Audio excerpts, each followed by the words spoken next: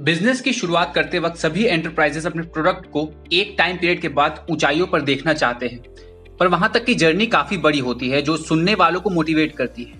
आज चलिए जानते हैं कि अगर आप यूनिकॉर्न कंपनियों की लिस्ट में शामिल होना चाहते हैं तो आपको शुरुआत कब से करनी चाहिए।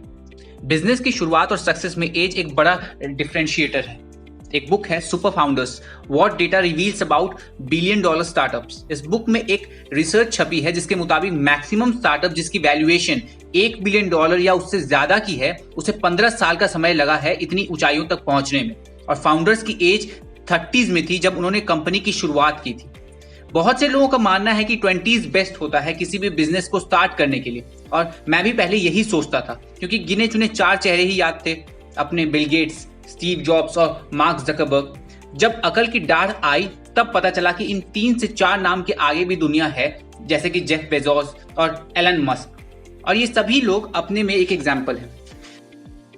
2008 से 2018 के बीच की मार्केट स्टडी करने पर पता लगा कि जिस भी फाउंडर्स को दशक का टेक क्रंच अवार्ड्स मिला है इन सभी की एज 31 प्लस है।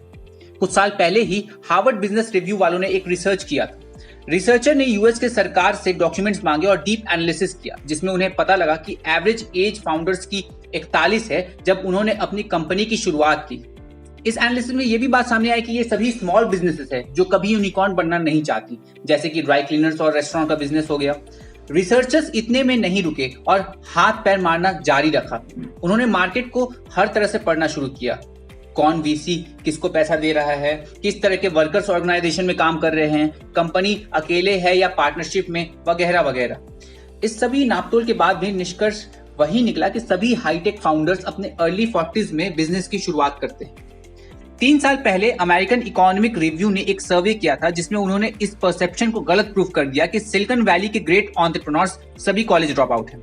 यहाँ रिसर्चर ने खोज निकाला कि एवरेज एज एक सक्सेसफुल स्टार्टअप फाउंडर का 45 है।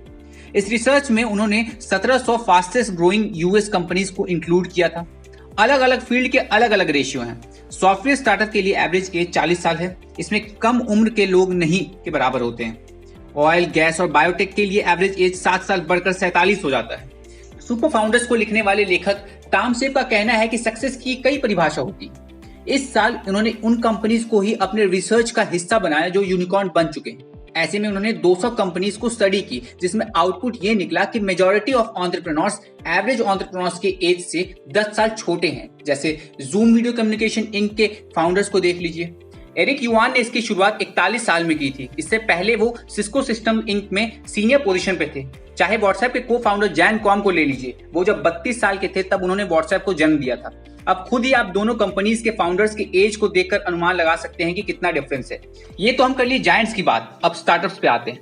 स्टार्टअप्स के लिए ये रूल लागू होता है? एंड में आप खुद ही डिसाइड करिएगा। 0.1% स्टार्टअप जिनकी ग्रोथ 5 साल में हुई है उसको स्टार्ट करने वाले फाउंडर्स खुद 45 साल के थे। अब आप सोच रहे होंगे कि हाईएस्ट परफॉर्मिंग फर्म्स डिसाइड कैसे हुआ। एम्प्लॉयमेंट ग्रोथ के आधार पर हमने सक्सेस स्टार्टअप की लिस्ट निकाली थी। 100 बात की एक बात यहाँ ये है कि मैक्सिमम सक्सेसफुल कंपनी चलाने वाले मिडिल एज ग्रुप वाले लोग हैं।